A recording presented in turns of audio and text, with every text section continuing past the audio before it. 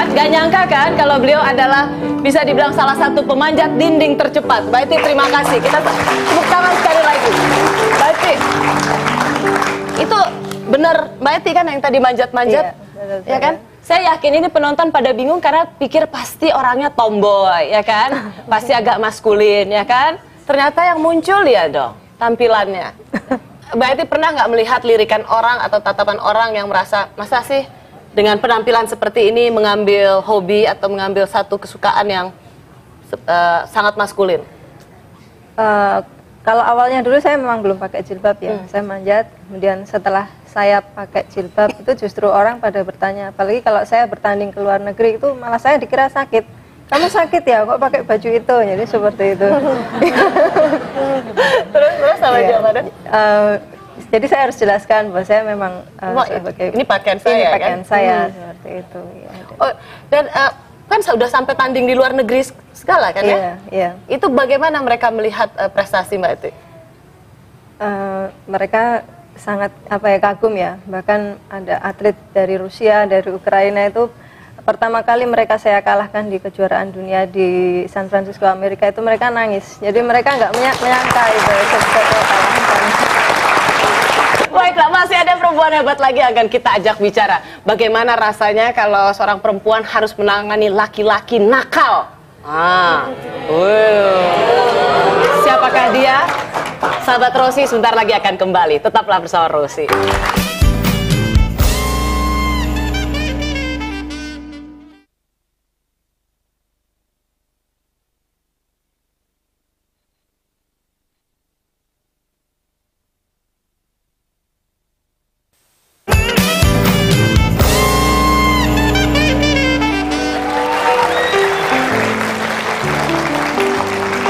Ya, selamat malam keluarga Indonesia. Kita kembali bersama Rosi dan kita bicara soal perempuan-perempuan hebat malam hari ini. Kalau belakangan ini institusi Polri mendapat sorotan ya, dan juga yang disebut dengan provos atau mereka yang sering menindak aparat yang bandel atau diselidiki itu disebut juga dengan provos begitu kan. Nah, tahukah Anda bahwa provos atau mereka yang menyelidiki secara internal anggota polisi itu dijabat oleh seorang perempuan. Ia menjadi perempuan pertama yang menjabat Kepala Pusat Provos Polri. Meskipun sekarang tidak menjabat lagi, kita panggilkan Brigjen Polisi Basariah Panjaitan. Buat laki-laki hati-hati, karena jangankan bukan polisi, polisi bandel laki-laki aja awas, hati-hati dengan Ibu Basariah ini. Ya, selamat malam Bu Jenderal. Luar biasa. Apakah Ibu yang menangkap Pak Susno Duaji? Oh, silakan. Wih, silakan sini Bu Basariah. Wah, luar biasa. Ibu adalah seorang perempuan yang menjabat sebagai Kepala Provos, betul ya? Kepala Pusat Provos Polri. Mantan. Tapi perempuan pertama kan? Ya. Baru belum sertijab kan? Tapi udah sekarang posisinya udah nggak lagi.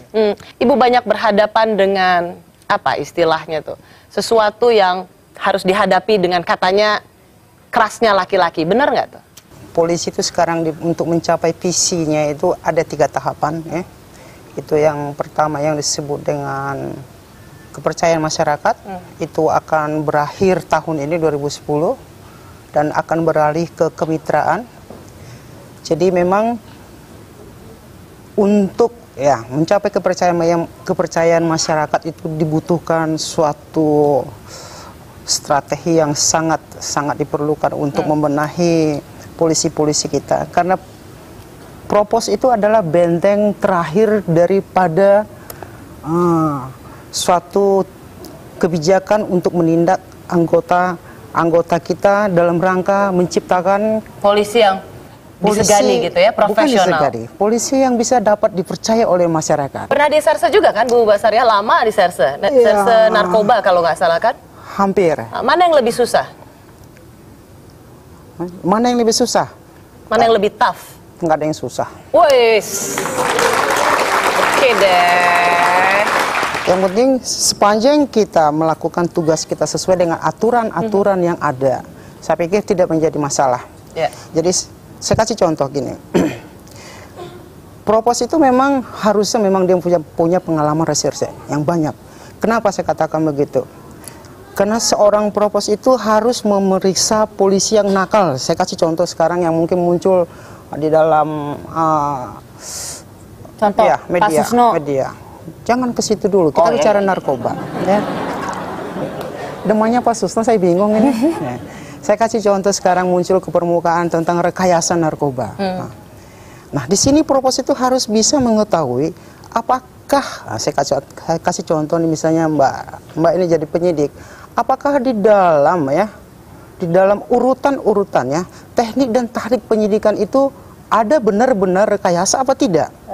Nah, disinilah dibutuhkan seorang propos itu memang harus punya pengalaman reserse untuk itu, sehingga langkah-langkah yang dilakukan oleh polisi yang kita periksa, polisi narkoba ini, dia bisa tahu, oh Anda salahnya di sini, Anda tidak melakukan ini, dan sebagainya. Apa yang membuat bahwa ketika perempuan menangani itu bisa lebih baik? Kalau Mbak Ros nanya saya, ditangani perempuan, saya pasti katakan akan lebih baik kalau ditangani perempuan, karena saya perempuan. Nggak mungkin saya katakan tidak. Ya, pasti dan akan Anda lebih membuktikan baik. itu kan? Anda membuktikan itu bahwa di tangan perempuan bisa lebih baik. Ya Mbak Ros, saya lihat saya sekarang jadi bintang, itu buktinya. Brigjen Polisi Basariah Panjaitan. Iya dong, harus percaya diri dong. Ada Bu Rumiah juga di sini, Bu, mantan Kapolda perempuan pertama Banten. Bu Rumiah, bangga nggak lihat juniornya? Melihat adik-adik kita maju, itu suatu hal yang menunjukkan bahwa mereka memiliki harapan ke depan untuk lebih baik, dan tentunya selaku senior, saya pasti akan selalu mendorong supaya nanti akan juga ada Basariah berikutnya. Seperti itu. Nah, dalam rombongan poluan di sini Ibu Rumiah ada siapa katanya yang di belakang Ibu? Ada mantan komandan kontingen Garuda. Yang manakah orangnya? Tolong berdiri. Wah, ini adalah beliau. Gimana rasanya memimpin pasukan, Bu? Membawa kontingen yang terdiri dari 30 anggota Polri, laki-laki semua. Ibu yang pimpin tuh ya? Iya. Ya, jadi saya merasa tidak ada kesulitan. Yang kesulitannya itu adalah homesick itu aja. Kangen Karena rumah. iya 13 bulan di sana dengan kontingen laki-laki semua. Bayangkan kalau pada bulan pertama sudah ada yang mulai telepon, komandan saya mau pulang. Padahal waktu itu moral saya turun sekali. Saya dalam hati saya berpikir, Pengasihan Gaut, nama saya Pengasihan Gaut. Apa yang kau cari di sini? Ya, dalam keadaan seperti itu moral turun, tiba-tiba ada anak buah yang telepon minta pulang. Disitulah sebagai komandan saya merasa terdorong, lalu dengan nada yang pura-pura diwibawain, ya, saya bertanya, masa kau kalah sama saya? Kenapa kamu mau pulang? Saya beri waktu 2 hari untuk berpikir. Setelah itu menghadap saya. Siap, komandan. Disitulah baru saya rasakan, ternyata jadi komandan itu enak gitu. Ya. Iya. Terima kasih. Waduh, kalau punya komandan kayak gitu sih anak buahnya kayaknya adem ya. Adem, benar-benar adem. Kita masih punya sahabat satu lagi, Bu Basariah, seorang yang juga berkiprah di dunia yang disebut katanya dunia laki-laki. Ketika tsunami di Aceh, aparat keamanan melarang bahwa siapapun tidak ada yang boleh pergi ke Melaboh. Perempuan ini nekat mendaratkan pesawatnya di Melaboh. Kita panggilkan Ibu Susi Pujastuti yang kini memiliki maskapai Susi Air.